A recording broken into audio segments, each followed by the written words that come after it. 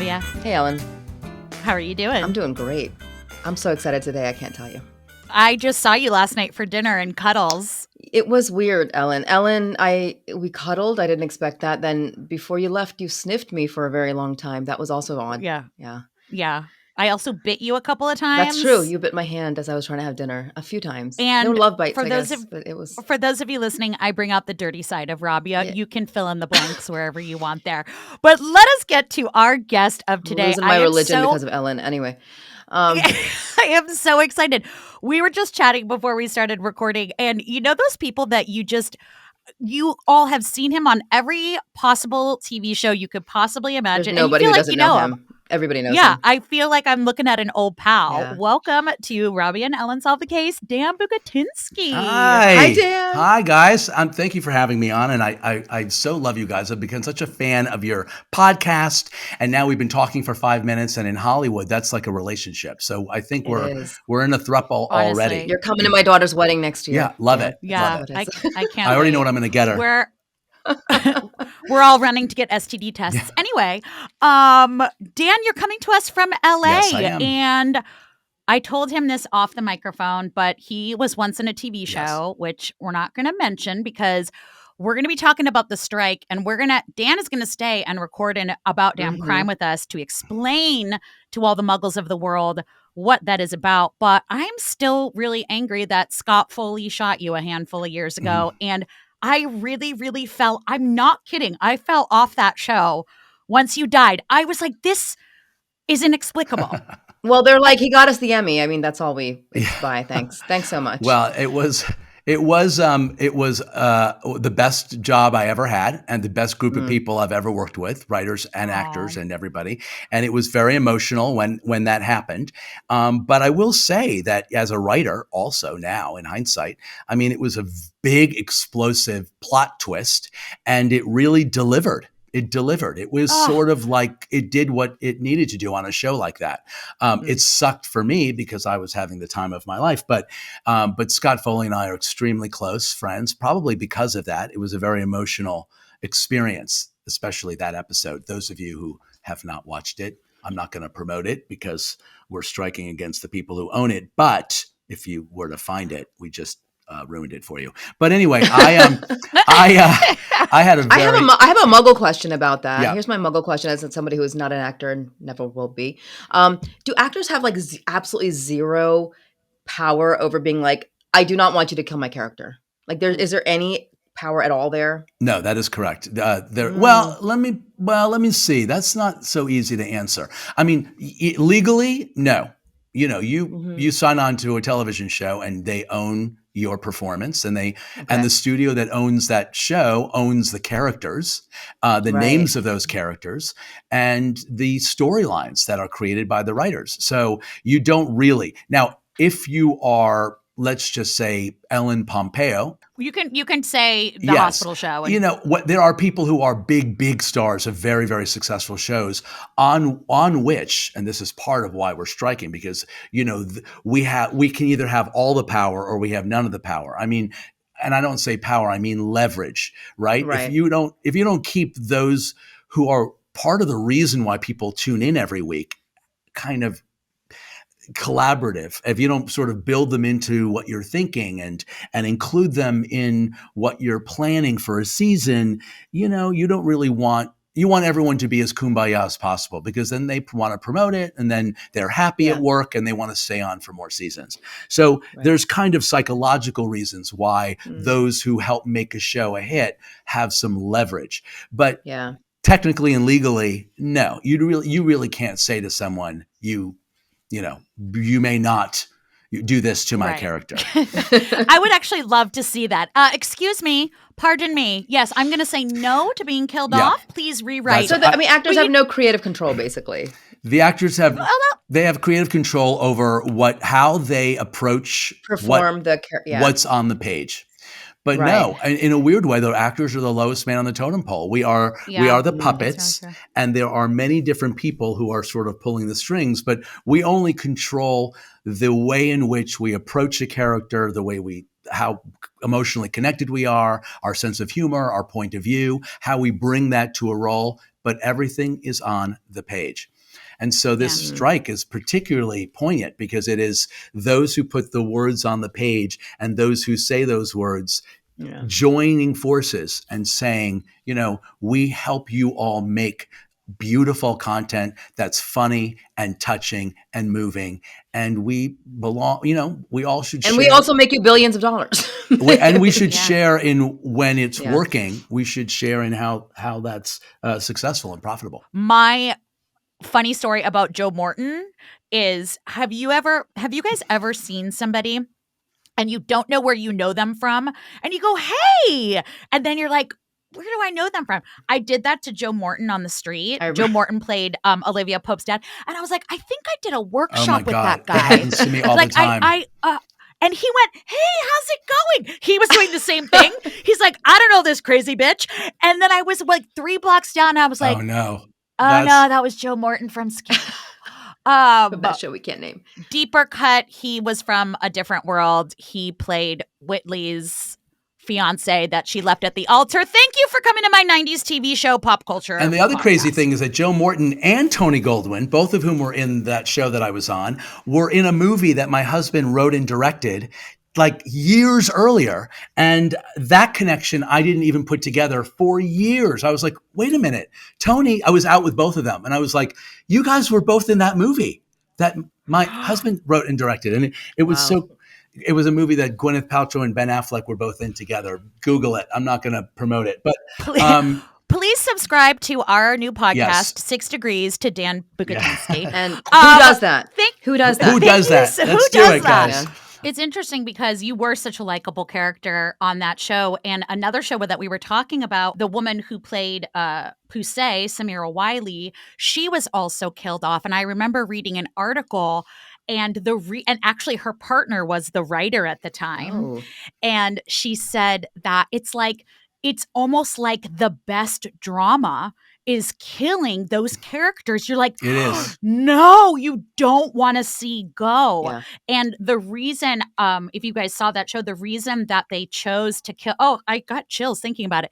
The reason they chose to kill her off was because us as the audience could see her having a very successful and happy life outside of prison, and we rooted for her. And I think that was the same thing with you, is that you were so phenomenal. Your character, we loved you. So it was so impactful. And I think that, it totally sucked that you got written off the show, but it was like a compliment, because as the show progressed, we all fell in love with you. Investment was very high. And I have, I talk about I've expanded. My fan base is so many people I normally would not, who are, it was a real unifier, that character, because anybody who was a parent, anybody who ever adopted, anybody who was ever in a relationship with a stronger man or an abusive husband, or there's so many little circles that became concentric in that character. And I couldn't believe the outpouring of love there was from all different kind of demographics, in the Latino community and the African-American community and the Black community and the women and men. People really responded to this guy. And that's exactly why it was gasp-worthy television, when you're like, you can't possibly, this isn't the way it's supposed to go. And I don't know if you guys know this, but murder does happen. Mm-hmm. It does. And that is why we're here with Dan Bucatinsky. And obviously that's not the only show you've gone. Rabia, do you want to embarrass Dan and tell our audience all of his accolades and all the amazing things that he's done? I mean, well, come on. I mean, like that, we only have so much time, Ellen. But I will say he's got the 5th season coming up, right? Of 25 words or less that you produce coming up, that premieres. I don't know. I think this episode might air after it's already out. Yeah, we will have already launched season 5 of 25 words or less. It's a show I produce. Yes. That's amazing. We're in the future. And you've got a podcast coming out. Can you tell us about that? I can't really talk much about it, but I am. Is it a talk show? It's sort of it's a talk show, and it's funny and moving and emotional. And it's all about the ways in which we bounce back from setbacks. Speaking as someone who all of us have had setbacks, and I haven't. I will soon. All been uphill for Ellen. But I applaud you all who work through that because Thank you. everything is great for me. I'm so Perfect, happy for you. actually. Well, we'll have you on. Thank you. We'll have you on to tell us how you do it.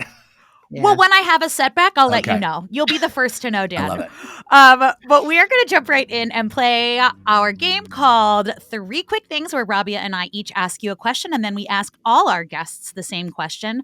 Rabia, do you want to go first? I do. Okay, here's my question for you, Dan. Who is the nicest celebrity you have ever worked with? Great question. That is a really good question. Mm-hmm. And I then actually we'll want to go off ask who's air. the worst human I being. know. I but wanna go I off know air you and can't then say- answer that. And now tell us the cuntiest. Yes. Okay. Oh my God, that's really, guys. The nicest celebrity I've ever worked with is Kerry Washington. Oh, really? Oh, that's so nice to hear. But I mean, so here's my only beautiful. problem. And Lisa Kudrow, but she's like my sister. So like my context for Lisa, and we've worked together for 17 years as partners on a million shows, and we've acted together and produced together. And, you know, we have a real relationship that's much more personal and professional as well, and creative. The word nicest is so hard to describe. It's like the person who's most respectful, or the person who's the most generous, or the person who, so it's a hard question to ask. And of course, you want to make this a lightning round, so I won't do that because even my kids tell me I think Lisa doesn't count in this. I talk because too you have much. a personal relationship. Lisa and I had a personal about, relationship, but Kerry was, I thought, one of the best number ones of any. A number one is like the top of the call sheet, the star of a show, who really brought everyone together in a way that made everyone feel heard, seen, part of something. I love that. And that makes me so happy to hear because I love her. That's so important. I have nothing but nice things to say about her. And but I've been very lucky. I've had a lot of great. I've worked with a lot of really fun, great people. Jeff Perry. I mean, but again, we were friends before we became husbands on a show that I used to be on. So, but I'd say probably Kerry. Okay, now who's the biggest cunt? Yeah. I can't hear you guys. I'm sorry. He's mouthing it. We know. I actually was in a film with Lisa Kudrow. When I say in a film, I was in it and she was in it, and we didn't have any scenes together. And I was in it for 2.5 seconds, but still, I was in a film with Lisa Kudrow. And she played that. She played the cool aunt. I'm not familiar with this. I don't want to promote it. But I love that movie. Oh, shit, yeah. I love that movie, but I don't know what platform it's on. It's definitely owned by a platform that we're striking against. Yeah. But you're you're right, by the way, and I love that movie, and I think I remember you in it. No, you probably don't.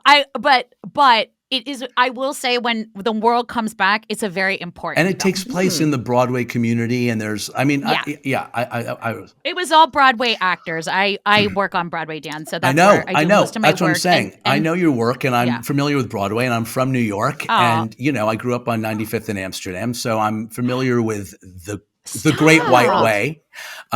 Wait. Where did you go to high school? No, we had moved to Westchester by then, so I went to high school at Horace Greeley in Chappaqua. But I grew up on the Upper West Side.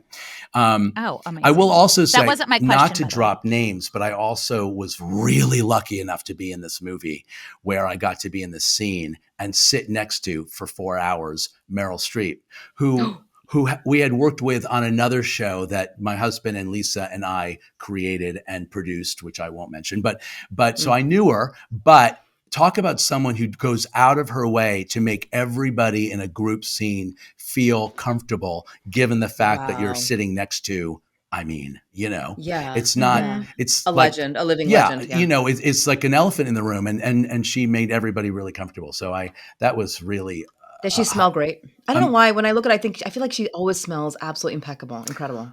You know what? I didn't think to go look over, to go over and smell her or bite her, which clearly is what I should be doing.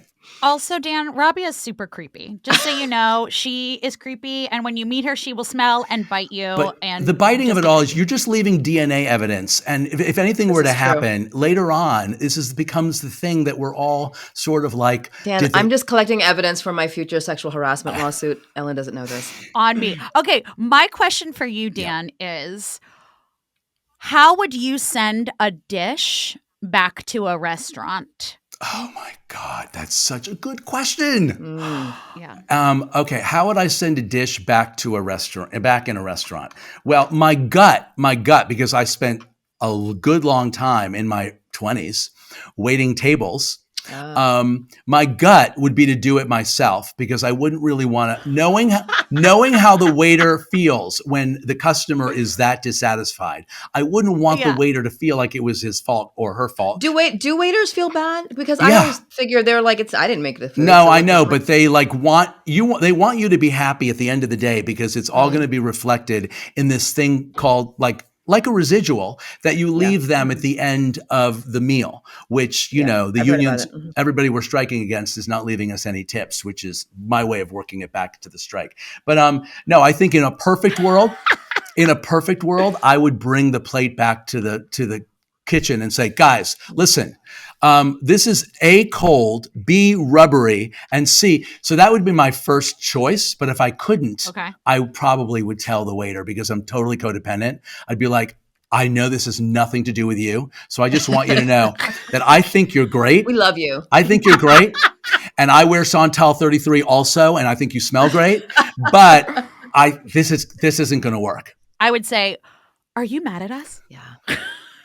Yeah. Please don't be mad at us. Please And don't she be would mad say, at us. why are you yelling? Yeah. Why are you yelling? Yeah. And our third question, Dan, is you seem so savvy because you have tried to turn this conversation back to murder 6 times that I have counted so far.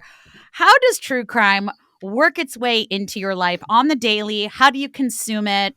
What do you love? What do you hate? Tell us everything. You know, I'm a huge fan of true crime. I'm somebody who is. Are you? Yeah, I aspire to commit one. And so, no, I keep making that joke. And it really is such a dumb joke because if something were to Evidence. happen, there's so much evidence. Yeah. I Actor Dan Bucatinsky made his plea on a podcast. Yeah, he obviously is the one. He's the guilty party. First of all, I find it, and so does everybody, but it's so unfathomable to me. It is so unfathomable to be brought, maybe it's the actor in me that has to figure out I'm always saying to myself, who is the human being who ... And so when I read a story about someone who did blankety blank, I'm thinking like, oh my God, how does this happen? How do you get to the point where you're the person where you think that it's a good idea to ... Like I become fascinated by the steps that led to this thing happening that is unfathomable to me. It has to be fake. It can't be real. And so I become very riveted by the small, as we all do, the small details of like, wait, and at what point did it turn? And how did it how long did they plan this? And did they plan it? And did it just go south? And when you're trying to imagine, and the other part of it, it's so frustrating as well. It's like, unless you're going to find out and get the clarity of knowing what really happened, which we're so desperate to know, you're left with so many questions of speculation, which is not my happy place. I have 2 teenage kids, and believe me, I spend an enormous amount of time imagining worst case scenarios of what they're doing in their room and away from the home. And so me living in a place of making up stories is not a good thing, but true crime is a place where you absolutely can delve inside the mind of someone that is like a total enigma. Yeah. Yeah. The whys That of might be it. the The best whys answer of it. we've ever gotten. Oh, definitely. Well, it's I love heady, but I do like, I think if you have to, especially as an actor, when you have to try to figure out what makes this person tick, how did this seem like a good idea to this person? Because obviously it's not a good idea to do any of these things, but if you have to play that person, it has to feel satisfying, or it has to feel redemptive, or it has to feel like whatever it is it's going to do for you, you have to make it make sense. And so I don't know. I look at it that way. Are you ever like inspired in your writing by like these stories that you hear? Because I mean, you know, we read this stuff almost on the daily, and I'm always like, how is this real? Like it's always crazier than fiction. I Like, know. you cannot, you know what I mean? It's always crazy. Yeah. You can't. Fiction cannot aspire to what people really do. No, and I have to in say, the true like, crime world. I'm not a good, I mean, I don't, every once in a while I have to work something like that into something that I'm writing. But I lean more towards soapy stuff and relationship Mhm. stuff and comedy. But every once in a while I have to, and I have to say I have a really hard time with it because you have to connect the dots of a character. And just like we do when we're reading these stories and trying to make sense of them, every piece of the puzzle and every turn of events, we're trying to fill in the pieces of like, what was Tuesday for this person?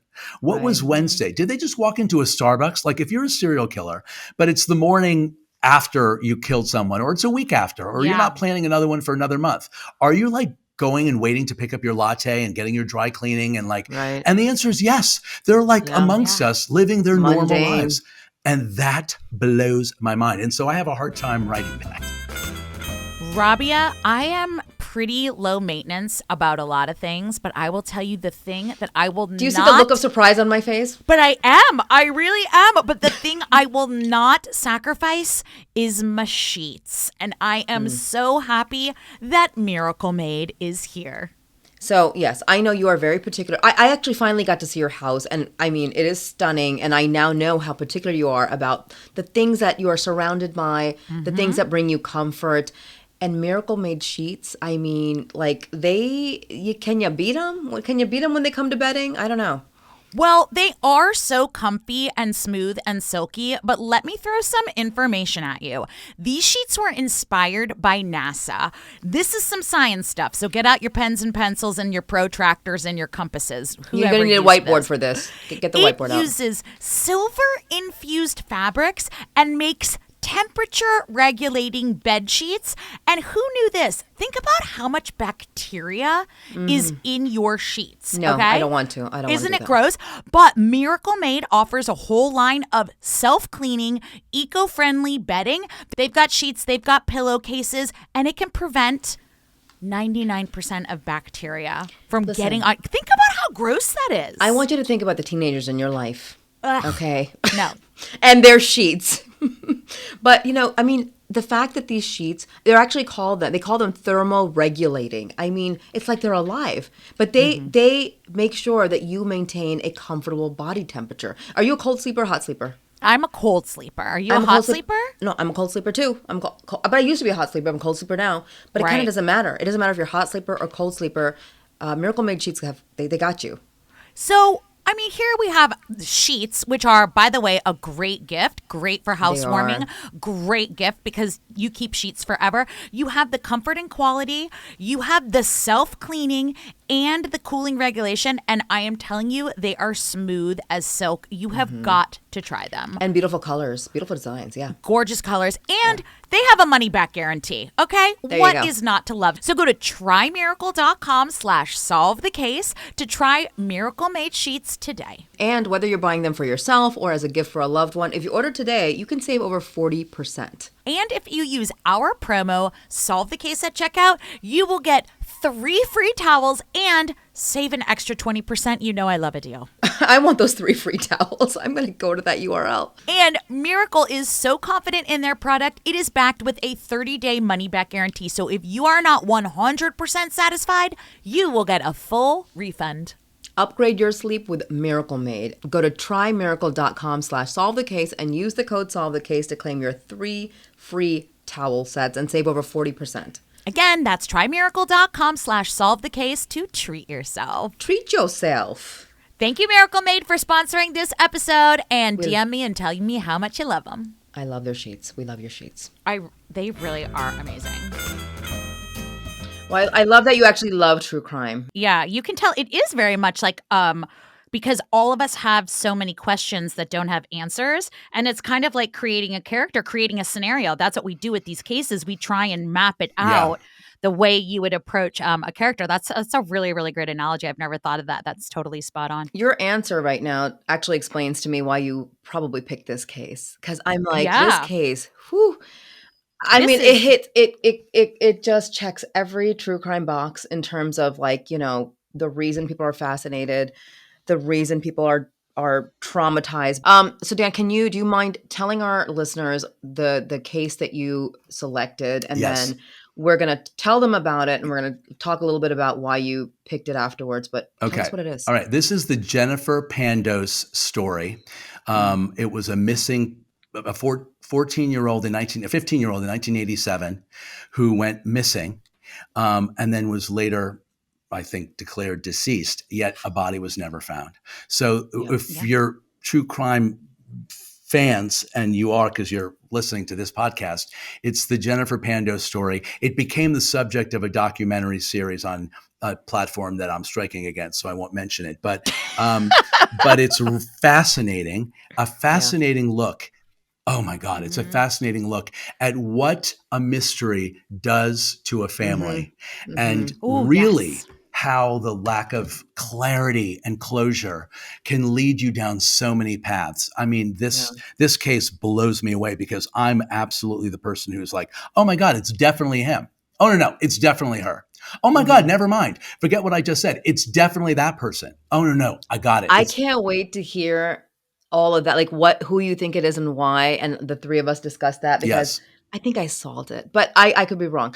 The other thing is, this case to me, when I didn't know a lot about it, I think I'd heard about it, and I'd heard about the show that had, premiered. I guess it just came out this past summer, but I had never watched it. But when I started watching it and then I researched the case, I'm like, oh, I have always been drawn to the closed room mystery, where it seems like a very simple set of facts. Everything happens in a tiny little isolated space. There's not a billion different people involved. It's not real complicated. And those are the hardest mysteries to solve sometimes, but I love them. Yeah. All right. Should we tell our folks all we about are going to give our listeners a crash course, because I actually love that you chose this case, Dan, because this isn't a big headline case that a lot of people know about. So we're going to give the basic information, and then we're going to jump into our theories and hopefully solve the case. I hope so. Rabia, we've talked lots of times before about what our greatest nightmare is as parents, right? Right. Definitely the greatest nightmare of any parent is if their child goes missing. You know what makes it worse? What? If your child disappears from your own home. Yeah, that's pretty awful. And you know what's worse than that? Tell me. If you are the only suspect in your child's disappearance and your other kids are convinced you killed and disappeared your missing child and don't believe you when you say you had nothing to do with it. That is a nightmare upon nightmare. Well, that's what happened in the case we're covering today, the case of Jennifer Pandos. Jennifer was a 15-year-old high school sophomore when she just simply vanished from her home one night. Jennifer lived with her parents, Margie and Ron Pandos, in Williamsburg, Virginia, and she had an older brother, Stephen, who was away at college when she disappeared. The date was February 9th, 1987, and Jennifer was a fairly typical teen dealing with high school heartbreak and butting heads with her parents. She had recently broken up with her boyfriend, Tony Tobler, and that was the first real romance and the one that seemed serious from both sides. The two wrote letters and notes full of love and anguish prolifically, and at one point, Toby declared he wanted to buy her a promise ring and marry her one day. Then came a surprise pregnancy in August 1986, and the two decided the right thing to do was for Jennifer to get an abortion and part ways. Toby had begun seeing another girl, Corey, but little did Corey know that the two ex-lovers were still seeing each other on and off and hooking up. February 9th, 1987 was a cold Monday night, and Jennifer's mother, Margie, came in to tell her to straighten up her room and give her grandmother a call. Jen responded positively and went about picking up her room. She presumably stayed in her room the rest of the evening, chatting on the phone with her friend Sharon. They talked about Toby, who Jennifer was fuming at for some reason, and while she was on the phone, Jennifer's father, Ron, came into the room a few times to tell her it was late and she needed to hang up. Sharon recalled later that she had never heard Ron Pandos so angry, that he was raging at his daughter, but rather than being intimidated, Jennifer responded with attitude, calling her father by his first name. She said something along the lines of, "Okay, fine, Ron," and told Sharon she'd see her at school the next day. Except she didn't. Jennifer never showed up for school on February 10th, 1987, and so Sharon called her house to find out what was going on. Jennifer's mother, Margie, picked up the phone and told Sharon that Jen was sick and stayed home that day. The next day, on February 11th, Jen missed school again, so Sharon called the house again. This time, Margie Pandos told her daughter's friend that she was out with her father. The truth was that Jen was neither sick nor out with her father. Another day or so had passed before Mr. and Mrs. Pandos called the police to tell a different story. Jennifer, they said, had disappeared. The last time they both saw her was on that cold Monday night when she was asked to clean up her room and call her grandmother. The next morning, according to Margie Pandos, she woke up and went downstairs to Jen's room to make sure she was getting ready for school. She expected, as always, to hear the shower running, but this morning there was a dead silence behind Jen's closed bedroom door. Margie, assuming that Jen had overslept, tried to enter the room and found that it was locked. She pounded on the door, but no response. Now, she was starting to worry and called for her husband Ron to come help. He stumbled down the stairs, half asleep, and began beating on the door, calling for Jen. They were eventually able to get into the room, only to find it completely empty, neat as a pin. And all of Jen's belongings seemed to be in place, but Jen was nowhere to be found. The only thing out of place was a handwritten note placed at the foot of the still-made bed. The note was written in widely spaced, awkward handwriting, as if it was written by someone using their non-dominant hand to disguise their actual handwriting. It read, "Your daughter's with me. She's fine. She's having some problems, though, and needs some time away from this place, 3 to 5 days max. She is like a daughter to me, and I'm like a dad to her. Here are some of Jennifer's quotes. I'm fine. I just need time to think. Both of you please go to work tomorrow because I will try to call you. I won't call you at home, only at one of y'all's work. Cancel my doctor's appointment on Friday. Please put money into my bank account. Do not call the police. I can easily find out if you do. I may never come back home. Don't tell my friends about this. Just tell them that I'm sick. Please do what I've asked." And just as the note asked, Ron and Margie Pandos didn't call the police. Not for 3 days at least. And when they finally did, according to them, the police treated the case like Jen was a runaway. They allegedly made flyers and reached out to Jennifer's friends, but apparently didn't tell their own close family for over a month. Although, according to both of them, Ron, the father, traveled to Pennsylvania to tell his mother what was going on a couple of days immediately after Jen went missing.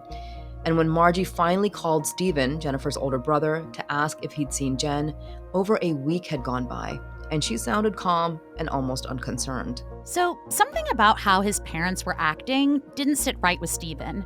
He knew that their father had a violent temper and suffered from PTSD after returning from Vietnam. He also knew their mother had never protected either of their children from their father's rages, and she was intimidated by her own husband. He began asking questions, but getting the runaround from both parents, and over time became convinced that his own father, Ron Pandos, had killed Jennifer and that his mom was covering it up. Stephen believed that his mother had written that odd note that was left in Jennifer's room. He was sure of it.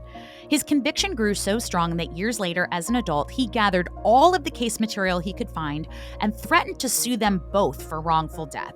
He tried for a decade to get his mother to admit that she knew exactly what happened to Jennifer, even getting her an immunity deal with the state.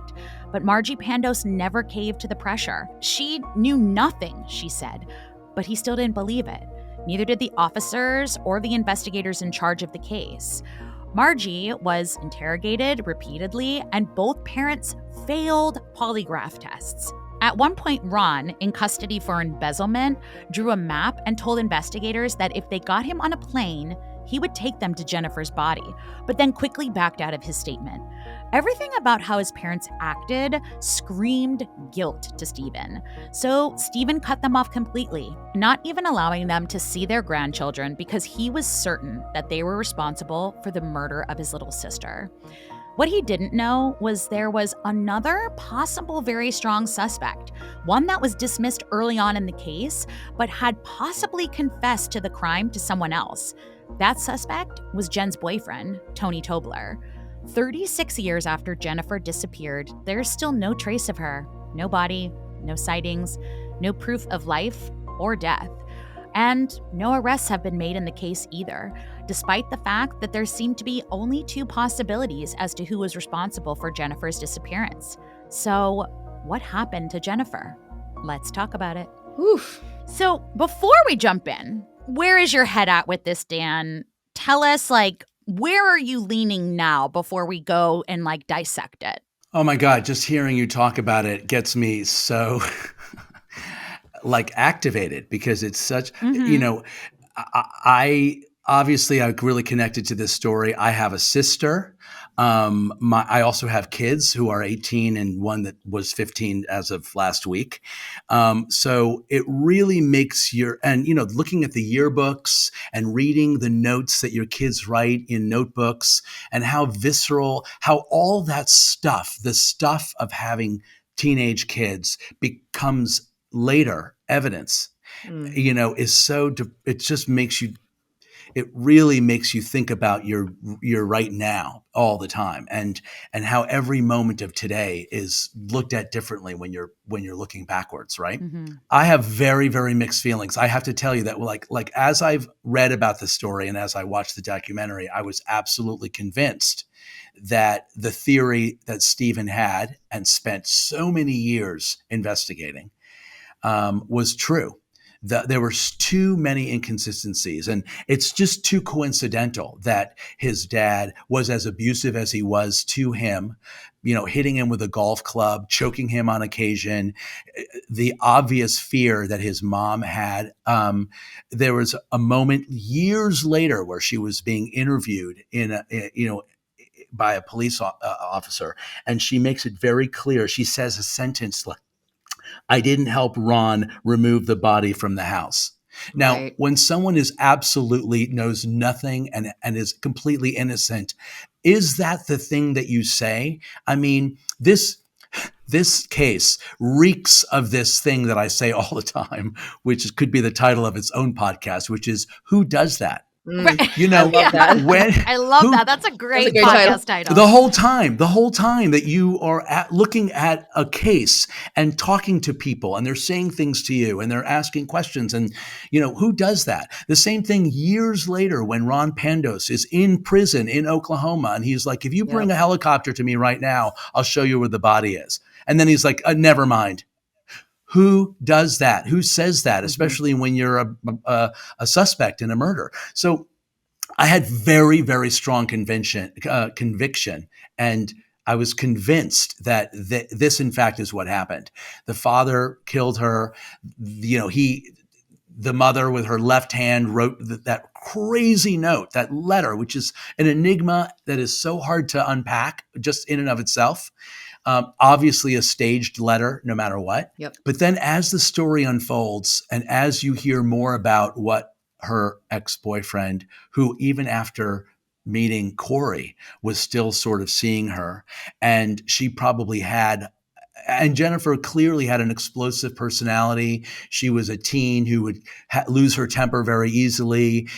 You start to wonder whether she was threatening to tell Corey about them, and that he, in his own 17, 18-year-old way, because then he's asking some guy who later becomes a transient in the story, a criminal himself, how one can dispose of a body. There's a whole section of this story where Tony, right? Yeah. I keep calling him Toby Tony too. Tobler. I keep calling it's it's because of Tobler. Yeah. Tony Tobler Yeah. is asking someone how one disposes of a body. Once again, I ask all of you, who does that? And he's able to tell him what kind of a barrel of acid would do away with a body, and which, by the way, because no body ever emerged, would seem plausible. So suddenly I was like, oh my God, it's totally Tony, who is now a Baptist minister living with his wife Corey, still to this day. That made my head explode. And I was like, wait a minute. So all those inconsistencies between Margie and Ron, all of it, which makes so much sense, access and potentially, unhinged father anyway, and violent anyway, suddenly made me think absolutely it has to be the boyfriend. I want to talk about Charlie May when we talk about the boyfriend, but I have a question before we go on, and it's sort of for the group, because we're talking about 1987. So how old do we think Ron and Margie were? Because I feel like they were my parents' age. And I feel like my parents were the last of the spanking generation. Mm-hmm. Like my dad had the crap beat out of him. My dad was hit with broomsticks and baseball bats, and it was crazy. Yes. And then my dad was like, well, I'm going to spank you. I'm not going to hit you with stuff. Mm-hmm. So I do think that because my dad was stationed during Vietnam, not in Vietnam. So I do think that generation, it is a little bit different. Yes. Not good or bad. I'm not excusing it. I'm just saying, like, we're in 1987. So just for some perspective, like, were you spanked, Rabia? No. Oh, I was spanked. But my parents also were not spanked. My grandparents didn't spank. Yeah, my whole fam, everybody. Like, my dad literally was like, I'm going to hit you with my hand, not with a baseball bat. Yeah. You know what I mean? So I do think that like abuse thing, that wasn't abuse. Right. I mean, you know what Yeah, I'm they saying? looked at Like, it differently. now you get your kids taken Right. away. Yep. You know? Yep. It's like a perspective thing a little bit. So when you're talking about inconsistencies, Dan, what are like your main ones that you're focusing on when you say that? Well, let me just stay right now. You mean on about Ron and Margie? Yeah, which parents, to this day, like even right now, having like still trying to unpack this entire case in my brain, which it keeps me up at night. Truly, yeah. It has to do with the days after. It has to do with the way they behaved. It absolutely blows my mind. I'm a parent. If my kid is missing from their room, and I was just talking to my son about this on the way to school this morning. I said, because I was telling him about the case. And I said, I don't know how many minutes I would actually let go by when I thought you were not in your room in the morning when I come try to wake you up without calling the police And then not only do they not call the police for days, let's just start with that. They're also telling their friends multiple different stories. Like if your kid is missing and you want the friends to help you find them, you don't say like, oh, she's homesick. And then the next day you call, you're like, oh, she's out with her dad. Those lies are so egregious and they serve no purpose. Again, I go back to what I was saying before, what I get so obsessed with. If I have to play Margie in a TV show, I have to find a reason, deep reason why she would want to say that. And I guess out of embarrassment or not wanting to scare them or not wanting to believe it herself, let's just say she had nothing to do with it and had no idea where her daughter is. Is there some believable motivation why you would lie to those around you and keep the police at bay for the first 3 days? Because you know your kid's dramatic and you know this thing is probably going to unsolve itself by Friday and she'll turn up. And why get everybody? I think I just explained it to myself. I think I actually just saying that all out loud made myself believe you just solved the case. Well, in a way. Well, I have two schools of thought. You go first, Rabia. I mean, like I have a whole list of inconsistency I put on our little outline. I mean, like if we're talking about that, but just with what Dan said. So I have two things. Dan, I'm with you.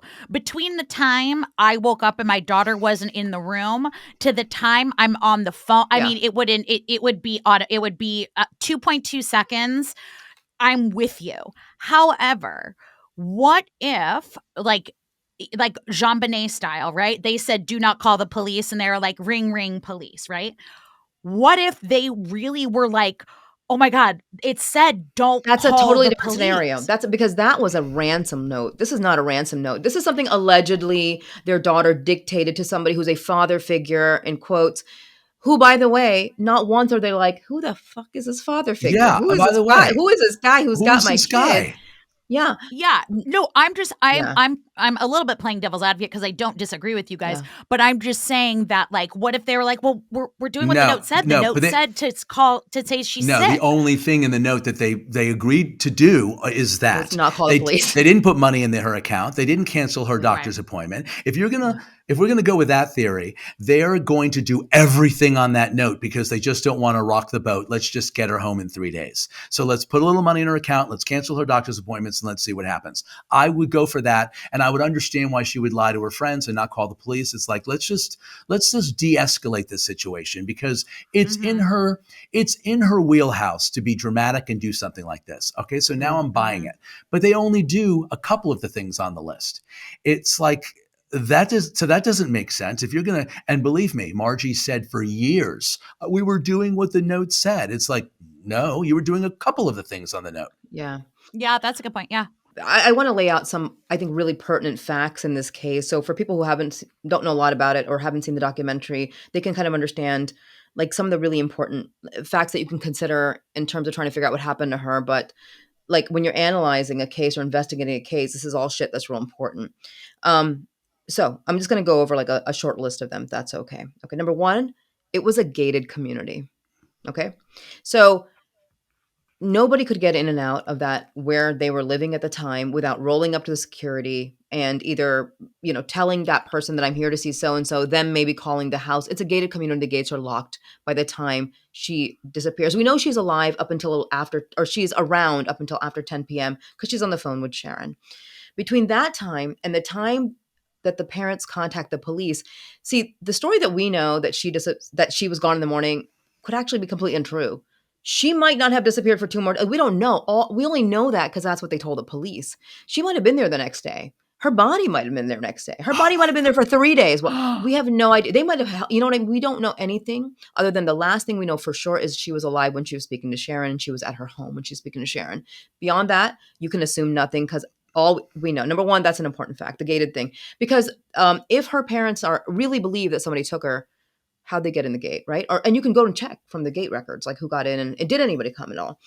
There isn't any surveillance, by the way. There isn't, but apparently they were supposed to keep logs at the gate or something at that time. Which is why they thought that she could have gone to the gate because they know she lived there, right? And she could have walked out. Yeah. Which takes me to the second important thing. It was like 28 degrees that night.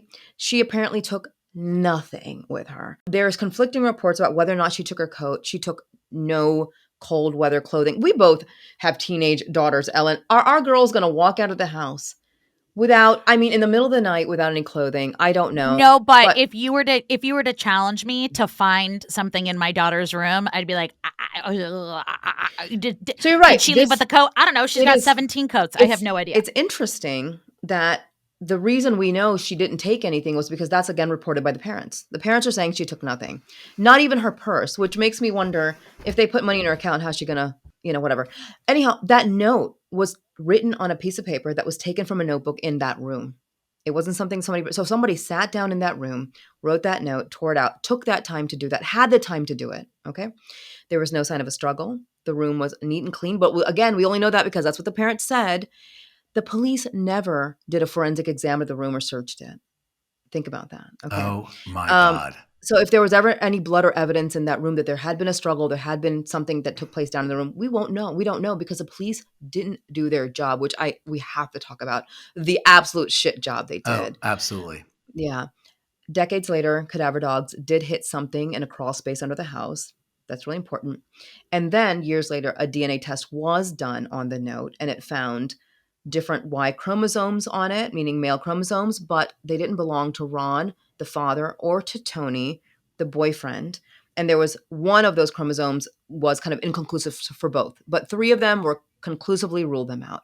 So those are just some facts. The cadaver dogs hit on remains, not human remains. They hit on something. So we don't know. I'm just clarifying. Yeah. Could have been a dead raccoon. I don't know. I don't think cadaver dogs are trained to hit on a dead raccoon. I think they're trained very specifically for human remains. Well, not that far out. Human remains and Cinnabons. That's the only thing that they are able to get. I can find a Cinnabon anywhere in a mall. I can do it without the map. No, for sure. Also, Rabia, now I'm not going to take this side. I am fully playing devil's advocate because I am right in the fence here. I am such a flip flopper. I might as well be Mary frickin' Lou Retton. That's not going to resonate with half of our listeners. They're going to be like, who? And then I'm gonna go get more Botox and jump off a bridge. But anyway, I am flip flopping on this big time. Also, the polygraph, right? Yeah. They failed polygraph, which I 100%, I have said this before, Rabia. If I was nervous and someone said, "What is your name?" and I said Ellyn, it would probably spike a lie. I would be so freaking nervous. You know what we should do, Ellyn? We should take a couple of polygraphs just to see if that's actually true. Because I don't actually believe it. I don't believe it. I don't either. Because the thing is, when you're truthful, your body responds in a way that you have no control over. And when you're not truthful, but you've never have you ever told the truth? Never. And been like, but that person thinks this is a lie. It's not a lie. I know it's not a lie. You are screwed when you commit that crime, man. You are screwed. Oh, I know. I'm gonna turn myself in. I'm gonna tell so many stories. Because the thing that I go back to is Occam's razor would tell us that the simplest theory in the story is she was an angry teenager. She was, pissed at the world. Her boyfriend left her. She just had an abortion. She was fighting with her parents and she wanted to get away. That's the Occam's razor story. Oh, see, I don't think so. I think Occam's razor points straight to the parents. Dan, you were about to say something though when we were doing the polygraph. I just want to tell you, you blew my mind a minute ago, just because I have been so immersed in this story, and it never occurred to me something you just said, which is so unbelievably true, which is that we only know that the following morning they opened the door and the shower wasn't on, and so they knew she was gone. Because that's what the parents said. But the fact that the parents took as many days as they did to lie to their friends and to then wait to call the police could mean that call the brother. Or to call the brother for 7 days is who knows how many days that girl was potentially locked in her room or locked herself in her room. Like, we only know, you're exactly right. We only know that the timeline is what it is. And I got completely married to the timeline. And at the same time, don't believe the parents. Here, let me tell you something, Dan. When you are investigating a case, because, I do wrongful convictions, but that means there's a murder that's unsolved. What you always have to get down to is the source of your information. Who gave you this information? Because then you know whether or not it's reliable. Well, the only source of this information are the people who have to protect themselves. No, and Margie seems completely like she's covering up something, but it doesn't seem like she's necessarily covering up that she was involved in murdering her. But it could be that this entire time, the timeline is what she's sort of being fudgy with, that Jen was at home for 3 days before whatever happened. I mean, what I'm saying is there's other options because of what you just said. The source of our information about the timeline is solely those parents who claim to have opened that door at that particular time. Yeah. Well, everything is really all of Stephen kind of his persistent efforts in this case really just drove from all of that information, because really his suspicions were based on like their unusual behavior, right? Yeah. And, and him just like asking more questions and being like, right, you did make this timeline. Why didn't you call 911? So all of his suspicions were behavior based. Yeah. So, it could absolutely totally be an act of fiction, all of it. The narrative that they spun it's like we actually have no idea what happened. That after 10 p.m. that night, the last night she was on the phone, we have no idea what happened. But, Dan, you pointed out something that Margie said, and I just thought it was one of the biggest tells when she said, I didn't help Ron move the body out of the house. The body out of the house. She's making a declarative statement. She's saying there was a body in the house, but I didn't help Ron move it. She then corrected it. She then corrected herself and saying, like, if there was a body, like, I don't know. Right. I don't know. I'm not covering up for anything. Right. Because she was just like, what the fudge did I just say? Oops. Mm-hmm. But another tell was, and I, people do this stuff. They say, okay, I didn't call Margie didn't call her sisters for a month. They didn't call the brother for a week. They didn't call the police for 3 days. But he went to Pennsylvania. The father goes to Pennsylvania to tell the grandmother. My suspicion is he went to Pennsylvania for another reason. They're like, people might find out, the police might find out that this guy went to Pennsylvania for some reason, and we got to come up with that reason, which is that he went to tell the grandmother that we can't find her. And my thing is like, I think that was a tell. And then one time Ron says, what Ron is being interrogated, and he's in custody for embezzlement, and he's being interrogated or interviewed, and he goes, well, hypothetically, if something, could you have accidentally done something? And he says, hypothetically, I hit her and she fell and hit her head. I mean, most people in those situations are not going to hypothetically. Who does that? Thank you. This is such a great podcast name. Yeah, you really are. I want to go. Can we pop over to Tony Tobler for a second? Yes, let's do it. Yeah, but I also want to put a pin in something that we haven't talked about yet, but which what we can go. Well, we can hop. We're hoppers. We're like it's bunnies. Just like I'm not suggesting that he did it, but I'm just suggesting that, like, in a case like this, like, it's such a perfect storm of other people who such unfortunate cast members into this story, like the guy that she used to babysit for. this Right. older guy who she and her friends used to babysit for, who used to buy Hendrix. Hendrix, who used to Yeah. buy them booze, and who later, not that much later, becomes convicted of abduction, possible sexual, like is a criminal himself, who quite literally could be, I don't know, involved. The father figure that's being referenced by that note, almost as if he was being framed by being. If you're gonna stage a note and you know that this shady guy has been involved in your kid's life, why not try to make it sound like it's him? But I mean, he's just this guy who she used to babysit for, who had this inappropriate relationship with these two teenagers, and later becomes someone who's a kidnapper and potential criminal. It's just so weird. It's just so Yeah. weird. I'm sorry. Go ahead. Go to Tony Tobler, because that's a whole other can of wax. I mean, there's just so many things. That's why this is such a confounding case. I mean, the In one-armed June man. 1980s Jesus God. Oh my God, I mean, the one-armed man. I'll get Holy there. moly. It almost sounds fake. It's like the parents and the polygraphs and the know. one-armed man. It's like we're making this up, right? Exactly. 8 months before she went missing, he wrote her a note. Tony Tobler wrote her a note, and it read, "As long as we work out our problems, we'll stay together. Unless you cheat on me or I cheat on you. Don't think nothing like that will happen, though, because we love each other, and I would kill you and whoever it is." Okay. So they have that note. I'm just going to bring up another note. Jen wrote a note to Tony the night before she disappeared, and it says that she would pay him back for the big lie. It wouldn't hurt him, but it would be a big favor. I didn't understand that. It was something. That's what it said. It was like that she had a big favor. It's not going to hurt him, but she'll like get him back. Also, it does need to be said, this is just kind of a drop in. Jennifer had run away from home before. Maybe. I don't actually buy that. I'll tell you why. There's only one person, that one guy, I think his name's Thompson, that one friend who said, I think she had run away from home. Her brother never said it. Her parents never said it. Nobody else actually corroborates it.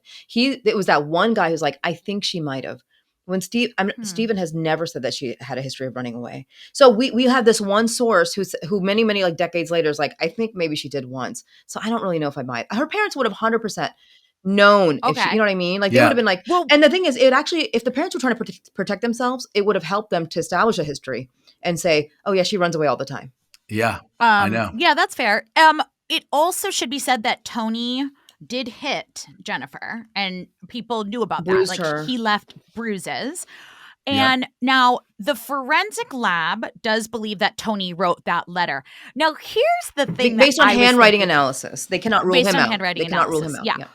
But I am actually pretty shocked that no one or no place that I saw brought this up. So they believe that the note, and we can post the note in the Facebook group because it is wildly written. And they suggest that it was written by the non-dominant hand of whoever wrote it. To me, it looks like a drunk toddler, but I digress. So why didn't anyone talk about Tony's friend Charlie May, who only had one arm? Could it have also been written by a man who couldn't allow the paper to move? If he was like, hey, I'm doing this, you go over there and write a note. Could it have been written by a one-armed man who couldn't like move the paper properly? Because the writing is wacky. Yeah, but the writing, I will say that for someone who has only one arm, and we don't know whether he lost his arm back in 1987 or lost his arm after 1987. I mean, we know he's a homeless man when in 2017, but we don't know if he was in 1987. Let's just say he had lost his arm at birth or as a child. His dominant hand he'd be able to write perfectly well, even if he's just using his, forgive my term, the stump of his bad arm to hold the paper. I don't think it would look the way it did. I tried to recreate the note and can only do it with my big toe and my middle toe. Wait, did you really? We should all try and write with our non-dominant hand. I wanted to see what it would look like if I wrote with my toe, and it's very similar to that note. Another thing I want to point out is this, and this is something I actually learned from Jim Clementi, who is an investigator and has his own podcast called Real Crime Profile. And I learned this from him a long time ago when he was advising on the Adnan Syed case for me. And he said, when somebody, for example, has to dump a body somewhere or they have to stage a crime scene, it's because if they don't, either something about that person or something about that place can be connected to them. So if we want to consider this note to be staged, and it is clearly the handwriting is being disguised, that means that somebody in her immediate orbit, the person leaving that note, knows that the police might come look for them. So they have to disguise their handwriting. They are connected to her in a way that if it's a one-armed guy nobody knows about, he probably doesn't have to disguise this. If it's some passerby serial killer who has no connection to the family, the place, the victim, he can write a note with his real hand. Ain't nobody gonna, you know what I mean? He's just gonna disappear. Yeah. But when somebody is purposefully disguising something like this, it's the same. If somebody kills somebody somewhere and then moves the body, it's because they cannot have the body where they killed them, because that would connect the person. And moving a body is really risky. Sitting and writing a note in a room for that long, for how long it takes to write with your, let's all try that with your non-dominant hand, is another risky move. But whoever did this likely was disguising their handwriting, because if they had written it with their actual handwriting, then they would have been caught day one. Right. And they're close to her. So it leads to... They're close to her. They have personal information. They know she's got a doctor's appointment. They know she has a bank account. Not every 15-year-old has a bank account. I know. So the source of that information can only be either Jennifer herself. It can be somebody who knows these things, who might be maybe Tony. Tony. I keep on calling him Tony, or the parents. It's definitely Tony. Tony did it. That's it. We solved it. Tony did it. I'm not taking Tony. Tony is the only person of interest currently. Ron and Margie are not people of interest in the case. They have been totally exonerated, taken off the list. But no, they haven't. And the reason for that is because they have with the police. They haven't to Rabia, but legally, yes, they have. I don't think they have been taken off the case. I don't think they have, because they said that that last Y chromosome, they couldn't rule anybody out. But I don't. Here's the thing. Okay, let's talk about the evidence against Tony. Let's talk about. We haven't talked about. We didn't talk about the missing case file either. We'll get to that in a minute. But just like botched evidence and We got to talk about the actual investigation. Yeah, but let's. We're all just too excited. Okay, Tony, I'm so excited. Let's talk about Tony. Why is Tony a suspect? So Tony. Here's the trail of the investigation that led the police to Tony. Eventually, they have all these letters and Tony and this girl, they wrote a lot of letters back and forth. It's actually adorable. And in those letters, Tony repeatedly references this man named Charles May. And so many years later, they found Charles May. And Charles May, who is now this addict who is homeless and who has one arm for whatever reason, says, yeah, Tony called me and said that, how do I get rid of a body? And then later Tony said, I got rid of her. I hit her and she accidentally hit her head, or I pushed her or something. And it was an accident, and they put her in a barrel of acid. So then they have a grand jury, and they brought in Charlie May for that, and Tony to try to get an indictment against Tony. They did not get their indictment. I think that's important, because you know what? You can indict a ham sandwich. Remember that. The standard of evidence to get an indictment at a grand jury is it's like almost to the ground. You don't need a lot. So they were not able to indict Tony based on this guy's statements. The ham sandwich that was the president of this country has plenty of them against him. So you're So you're right. They would have needed so little to get an indictment from those guys, and to us, it seems so like at the very least there's enough to go forward. And they were like, no, there's not. The grand jury found that this guy's. Grand jury proceedings are normally secret, but the only possible explanation is that this guy was not found credible. And even from what I saw in the documentary, I'm like, nothing about this guy is credible. The biggest reason he's not credible is because he actually says that the police came to him and said, we're going to charge you with the murder. And when you are somebody who's addicted and homeless, you have very little leverage. You can't hire a lawyer, and you are trying to save your ass. You will give the police whatever they want. I have seen this in so many wrongful conviction cases. So just the fact that because the only evidence against Tony is the one-armed man. I know. There is nothing else. It doesn't sound real. It doesn't sound Let's swing back to the one-armed man. Listen, no offense to anybody who has a one arm. It just sounds made up. It's Yeah. unbelievable. I think, Rabia, you make so much sense. You're the smartest person I think I've ever spoken to on my in my life. You I just do could, this Dan, shit a you need to lot. meet more people. But I have, I love you, Ellen, so much. She always brings me back to like, she grounds me. She Listen, grounds me. I Um, I have to. I but have to. I've got to, I'm the Muppet. You're the brains. no, listen, no, You you are know that. absolutely not. You have solved things before I have even figured shit out, gotten out of my bed. But I have another really important fact for you that I think is going to blow your mind. That okay. I watched the documentary, I listened to podcasts, I read everything, and I'm like, I haven't seen anybody catch this. Robert, you are spiced on this one. Oh, Yeah. oh yeah, You because I'm like, are really, really spiced on this. I'm like, okay. and I'll tell you why. Okay, there's a million reasons to suspect that note. Everybody's talked about what's suspicious about that note. I don't think we have to keep going on about like what's already out there. The most suspicious thing about that note is what's not on the note. Okay, why didn't they find Ron or Margie's fingerprint or DNA on that note? If they walked into the daughter's room and they picked up the note and they have the note, and for years they have the note and they're handling the note, their DNA and fingerprints should be all over that note. The only reason it wouldn't be is if they never handled that piece of paper without gloves on. Do you understand? Mm-hmm. Yes, Yeah. yes. Not only that, who had the original note for all those years is Margie. I mean, that note doesn't wind up with the police, even as like a step one. The police are happy to take a copy of the note. Like job one of the police is like, dropping that original note into a Ziploc bag. Shit investigation.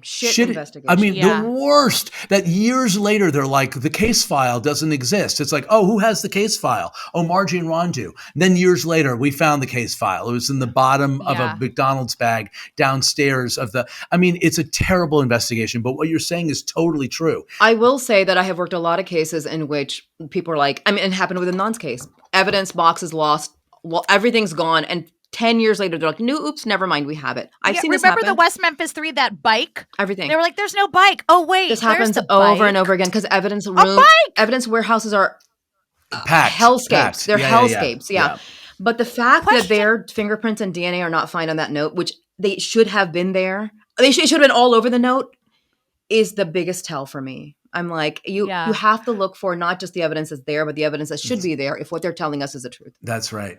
So you think? Yeah. So if asked today, you think it's Ron and Margie? I would say they are my prime suspects. I'm not trying to get sued here, Dan.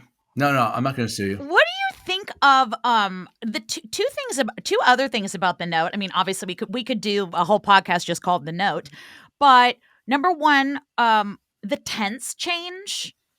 You know how it said, "Dear, she is fine," or "She is doing this. We're going to go to the Chick-fil-A," and then it says like, "I am fine." Yeah. Well, that's because the note says, she's "Here are some quotes from Jennifer," which makes who writes like that? Let's say it together. Who does that? I mean, honestly, that to me was like, this is the craziest thing I've ever seen. It's not only staged, but it's also staged in a ridiculous way. Here are some quotes. Like pull quotes. Why don't you get Oprah to? Here's what Oprah thinks about her. Well, an analysis I heard about like that particular language I thought was really interesting and actually kind of makes sense to me is like that's the way somebody might word it if they couldn't say that this person, like Jennifer tells me to tell you this. Like Jennifer is not around. This is written in a way that Jen is not. The source of these quotes is not actually present. She's not there when it's being written. She might not even be alive anymore. And so the person who wrote it like couldn't even bring themselves to fake it and be like, Jennifer says, do this. Cause they're like, Jennifer ain't around no more. So that explains the weird language to me. But it's just, oh my there's God. Nothing. Yeah.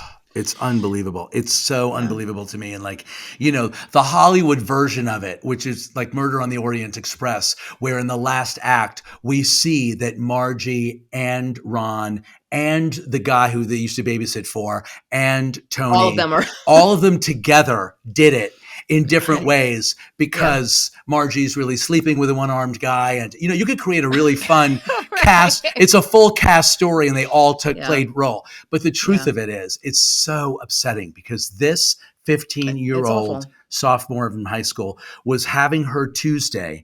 And then from that point forward, nothing for years later. And this poor brother who's just trying to get to the truth. He's the real MVP here. That man is a hero. He is a He hero. did the hardest thing. He did the hardest thing. In a lot of cases, family members are going to be like, even if I'm just going to stay mom. I'm just going to walk away from this. It is what he did by confronting his parents for decades. I just can't believe it. But really, what the documentary becomes about, really, which is so Yeah. moving, it's so moving, is he has completely shut his mother from his life, from his grandkids, from any contact with him whatsoever. And what comes full circle is some redemption between him and his mom. By the way, maybe unwarranted, because based on what you're saying, we may never find that, it's likely that we will never find the truth, but he needed to come. In terms of the way they put that documentary together, 7 years of footage, they've really told a complete story in that he is able to walk away without an answer, but with some redemption, and walking into his mother's home and hug her. And it's moving. Your heart breaks for the guy, although he's got, snake hips, a really good body, and a really good coffee maker. I'm sorry, that guy is doing quite well. So the whole time I'm like, oh my God, what diet are you on? Because you're in great shape. He's in great shape. He's so stressed out. Well, it's the stress diet. Yeah, it's and a little Ozempic. But question. So walk me through, because there is no forensic evidence. There's absolutely no evidence. Walk me through what could have happened. Give me like a play-by-play of what you think makes the most sense. I want you to think about, okay, look, there are only so many possible scenarios. She ran away. Even they didn't really believe that she ran away. We know the parents didn't believe. She couldn't have survived. Not that long. A 15-year-old without any resources, no hat or gloves, just on a, eventually she would have been found somewhere, dead or alive. Because where'd she go? Well, and and by the way, if that's, and I'm with you, if she ran away, who writes that note? Who writes that note? Thank you. So number two, then who writes that note? It would require somebody to come into that home. That person had to park out, either come through the security or there was also the hypothetical that she called somebody. Okay, where's the phone records? That's not that hard. This is not like 1943. You can pull the phone records and be like, did she make a phone call that night? There's no evidence she made any phone calls that night. There's no one checked the phone records. Yeah, or maybe they did, and I don't know. It's a crap investigation. I mean, they didn't process the room. The room was never processed for forensic evidence. There could have been a big old blood stain on the floor at some point. We have no idea. You're right. Yeah.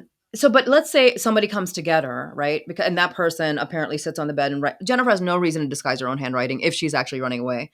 Why would she? She'd be like, I'm running away. This is my handwriting. Like, why is she going to do that? Right. So somebody comes in, they sit on the bed, then they walk with her out back to wherever. And all this time, I mean, like, they take the time to do all of that. And then what?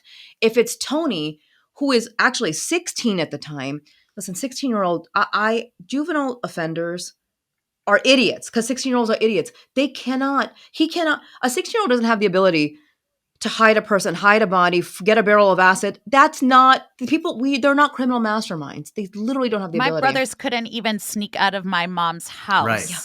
Because they didn't think that she would notice, turning on the car. Yeah, they're idiots. How can but you even pull then, off? Wouldn't they be like, hey, you want to pack a bag maybe if you're going for 3 to 5 days, like something, anything? And if they were like my 16-year-old son, they would be a trail of Reese's Peanut Butter Cup wrappers all the way to the crime scene. From the crime scene to where the body is. Nothing but Mike and Ike's, Nerds, and Reese's Peanut Butter Cups. Absolutely. Are these goldfish? I mean, eat goldfish? That's disgusting. No, so there's no way a 16-year-old is gonna pull this off. I mean, the thing is, there's really only one plausible scenario. And what is the purpose of that note? We have to think about it. The purpose of that note is to make it to provide a reason that the parents didn't contact the police for 3 days. Yep. That is the only purpose that note serves. That's right. Is that so they have an excuse that this is a reason we didn't contact friends or call the police, is because she told us not to.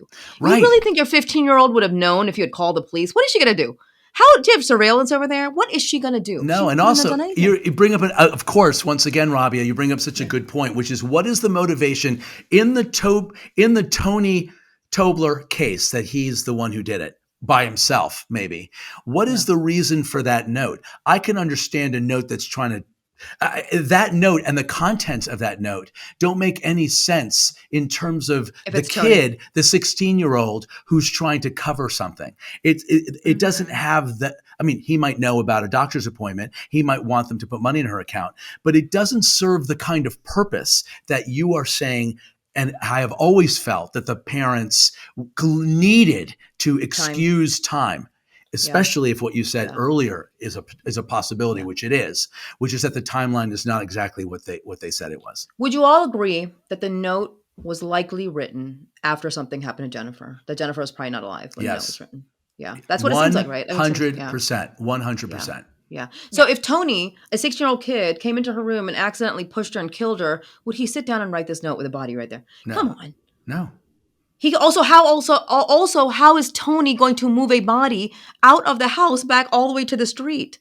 We got, you know what I mean? Like, think through what we're even suggesting happened. Even if Charlie was helping him. But the thing is, how would they have gotten to down her? the street? No, with a body between the two of them. I imagine this.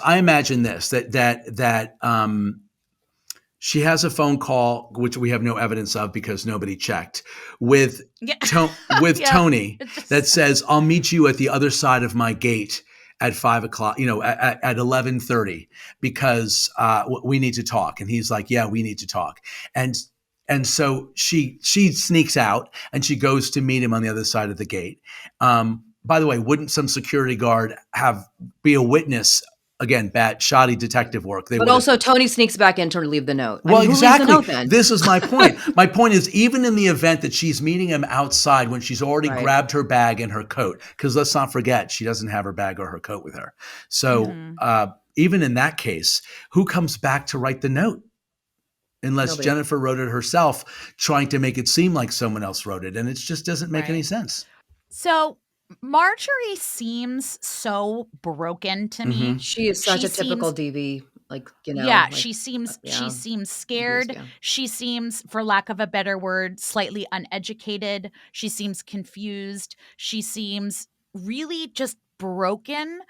And I How does Ron seem to you, the father? no, He seems like a complete asshole to me. Yeah. he seems like, I mean, I'm going to say something offensive. Like, he seems like a grumpy boomer, and people are going to get offended. But he Call me that all the time. Like, Wait, you said DV before, and I don't know the lingo, and I'm gay, so I think DV is like DV, like Domestic violence. Oh, Diane von Furstenberg. Yeah, no. He thinks it's like something having to do with Fat eggplant emojis. But anyway. Smoothie. It's a smoothie.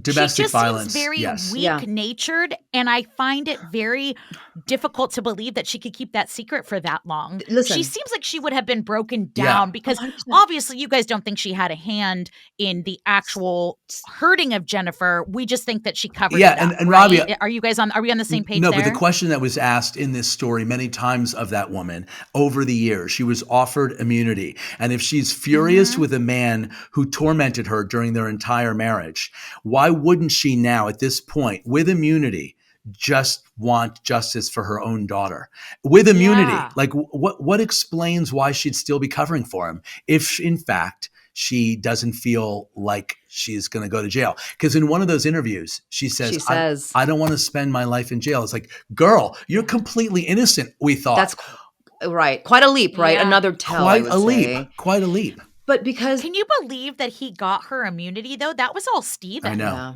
I know. This is all Steven. That's incredible. All of this is Steven. Getting that case file reappearing, however it did, if it ever disappeared, was Steven. Everything that's happened has happened because of the diligence of this man for so many years. Margie exhibits all kind of the classic characteristics and behavior of somebody who has been abused for years. Steven said she was never protected the children. She just kind of stepped out of the way while the father abused them. She's terrified of that man. When the investigator's contacting her, what does she do? She emails him first. Oh my God, we didn't talk about that. Talk about that. Yeah. Let's talk about the number of times the investigators would email or call her. No, they called her 7 times. 7 times. And she did not call this is while her daughter is quote unquote missing still. Yeah. You get a call from the police years later and you're not wondering, or weeks later, or 7 days calls. later. Yeah. 7 calls. If there's a possibility that we found your daughter, she emails Ron to say they're contacting me. We need to talk. Who does that? once again, who does that? Who does that? Yeah, somebody who needs to Who get does a that? story straight. That's Is right. Who does that? Someone who She- doesn't want her ex-husband to kill her for You know doing the when- wrong thing. Yeah. And when Stephen called his father, remember that scene where he calls his father, and the first thing the father says is, "Why do you think you had the right to like get her declared deceased?" Because Stephen did that. He went and got a court to declare Jennifer deceased, and had a headstone made for her and everything in a cemetery. But it's like immediately he's like asserting this up. This guy's just like, you can tell like the dynamic between him and Steven and him and his ex His new is like wife. he is like in control. They are scared of him. He intimidates them. He knows he intimidates them. And I do think there's a world, and I think Margie tells the truth when she keeps saying, I don't know what happened that night. I don't know. I think she might have come and her daughter's gone. And all she Yeah. knows is her husband went to Pennsylvania. And maybe she doesn't even want to believe that he did it. Yep. You know what I mean? Yep. But she could actually be telling the truth. And she Yeah, didn't move that maybe. body out of the house. But Oh my the gosh. reason she needs to contact her ex is because there is obviously something they have to collaborate on and coordinate on before talking to investigators. What is that thing? Yeah. Yeah, because if they're just parents who have lost their 15-year-old, I'm sorry. Yeah. There is at no point do you even see from Ron, who is, let's just say he's innocent, which I don't believe he is, but let's just say he is. He doesn't even try to pretend to say, not a day goes by that I don't miss my daughter, wish she were here, want closure and justice. I want them to find the person who did this to her. Like talk about the narcissistic ego that wants to like, what gives you the right to declare her deceased? I'm like, dude, what are you saying? What are you saying? Did you find something? Do you know something? Did you learn something? All these years, the parents have not once said, who is the father figure who took my daughter? I know. There are no questions. There's no remorse. There's no questions. There's no like, we're distraught over this. They're not. Yeah. Do you think that when Ron dies, Margie will come out and say something? Margie thinks she's going to spend her life in prison, so I don't think so. But she has immunity. Does she not know what that word means? Maybe not. Because here's the thing, here's the thing, Ellen, the immunity is for every charge but homicide. That's what the immunity is for. Right. If she thinks she might go to prison for the rest of her life, that would be for homicide. But I don't think she killed her. I really don't. Here's what I think. If I'm in Margie's position, I'm thinking, and this guy dies, the guy who actually did it dies. I'm the only one who says, okay, I had some involvement. They're probably going to come after me for murder charges. They're probably going to charge me with murder. Like who else is left to hold accountable, right? Right. And so that fear alone, and then on top of that, she's got to maintain this lie for Steven. She can't, you know what I mean? Think about like that. Think about what it took to get her back into his life and get the grandchildren in her life, and that hug where she won't let him go. She's never, just for that alone, I don't think she'll ever. And she wants him to make her an Americano the way he makes himself an Americano every single morning with that $400,000 coffee maker. I mean, she has a real reason why she wants him in her life. No, it's absolutely heartbreaking. I find Margie like, who knows how many times she was abused by the person, whoever she was dating before 100%. that. I mean, she comes to her whole life as a wife and mother, as a victim, as a person who has no power behind herself and her actions, and lost 2 kids as a result of it. Like it's heartbreaking. And one of the things about her that I found fascinating was the fact that she's over and over, in order to please Steven, saying, yes, I'll talk to your investigator. Yes. Like she keeps showing up. She is weak-willed in many ways. Yeah. A stronger person would be like, I've had it. I've said what I need to say. I don't need to do this anymore. Yep. Go conduct your investigation. I'm done. But she keeps, because she wants to placate Steven.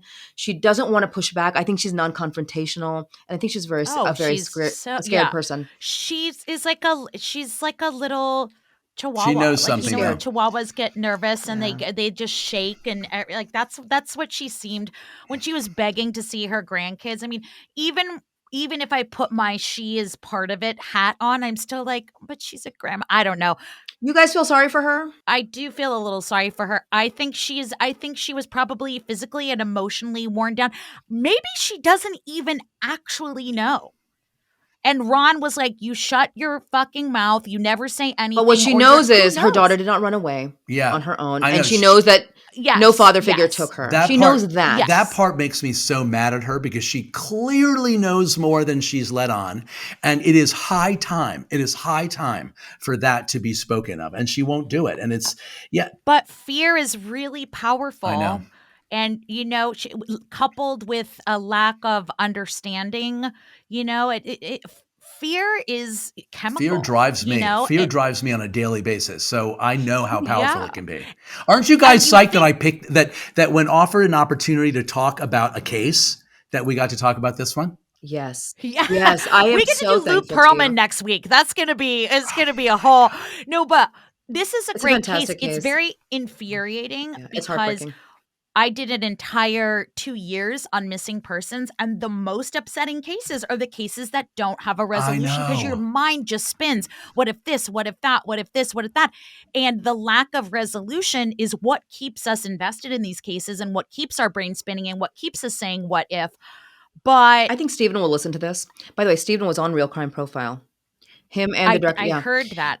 No, but if Steve is listening to this, it's like hats off because honestly, Yeah. to give Yeah. voice to this case and to expose what Rabia you said, if the police had behaved in the manner consistent with what a police investigative reporter should, not reporter, a forensic or any kind of investigator would have done properly. I nearly fell off my sofa when that investigator named Wendy, I can't remember her last name, was like, I tried to look for the Hendricks fellow. I just couldn't find him. Are you kidding me? The documentarians found him. You are clearly not doing your job Yeah. the way with the diligence you should. Yeah. This girl was failed over and over. And you know what? Here's what I think about Stephen. I have a feeling Stephen is not done with this. I'm not done with this case, not until we find who killed Heyman Lee. He's Right. not going to be done until he figures this out. So they're going to continue and nobody's been arrested. It's an open investigation. I really want Stephen to think about what is the only possible explanation for his parents' fingerprints or DNA not being on that note. Yeah. That's all I'm going to say. That's the last thing I'm going to say. That's a That's a great great point. point. That's a really I good love point. it. Rabia, you should do true crime and stuff. I should work Either on that or be a lip model. Maybe I should be a That's your lawyer. next- I'm an even bigger fan of the two of you now. We love you, Dan. We love you for have- bringing this case. It's a great case. Dan, have you ever seen a woman with such cheekbones and lips and as smart as her? It's like Wow. come on, God was just showing It off. was. Come on, Rabia. I got my Rabia bites in yesterday. I literally was like squeezing her whole body yesterday. It was. In the meantime, I was telling gonna be Ellen, my sued. mother's like, "What have you done? Like your face used to be nice and chubby. What have you done?" I'm like, "Do I Are need you more both? cheeks?" Are you both in New York? I'm in the DC area. Oh, you're in DC. Yeah. And you're in New York. Yeah.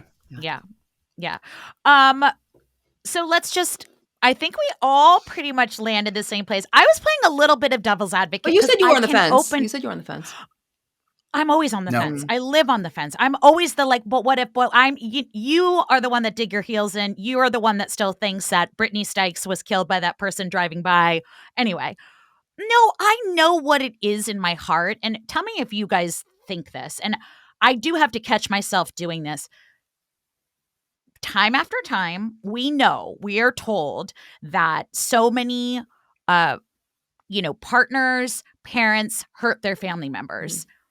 I think no matter how often I do this, it is still hard for me to wrap my brain around it.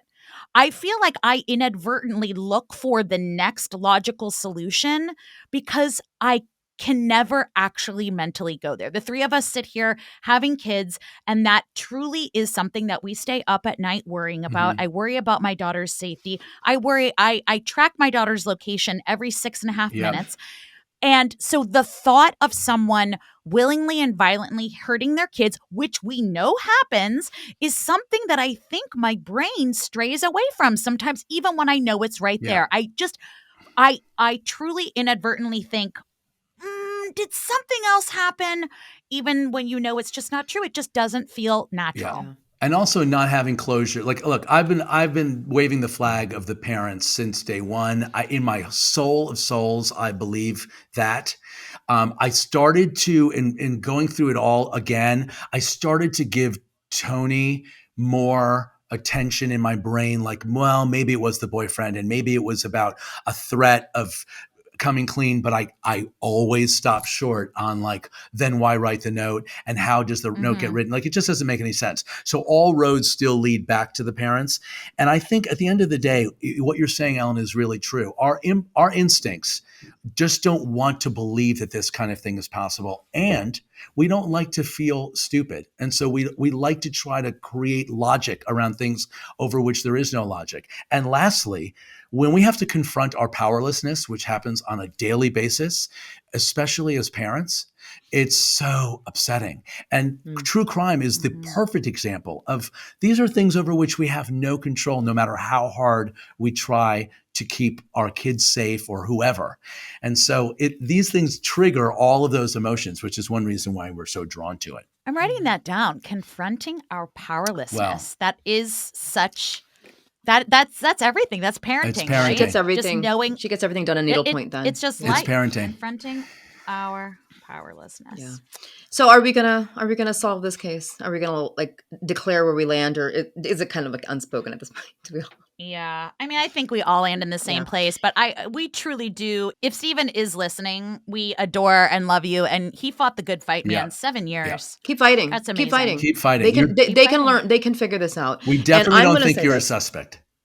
Stephen. He was. We'll he take was that in North off. Carolina. Solved it. We did it. I do want to say one more thing, and I am, shame on the investigators from the jump.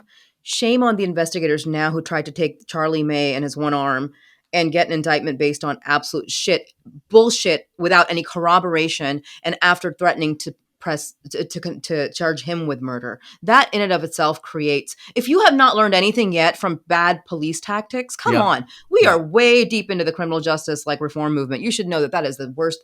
And then they're acting like, oh, we kind of solved this. We got new news for you. Charlie May is your evidence. Please. Shame on these investigators too. Yeah. Agreed. Dan, you are thrilling. You're amazing. You have to come by all the I just wanna time. be You your are best so friend. fun. Well, One done. of our... Done and Will you done. host a podcast with me in case Ellyn decides to drop out? Yes. The answer is You're yes. going to murder me. I know you are going to murder me and try and make it look like an accent and be like, 10-part oh, series. I can't do this show without Dan. Our mutual connection is Katie Brown, who love is Katie. the light Yes. of all of Light our of lives. our lives. Isn't she? though? And Yes. and she said when we were on the shore, Rabia, she was like, "Oh my God, you have to meet Dan." And I was like, "From that show with Kerry Washington?" And are you a theater guy?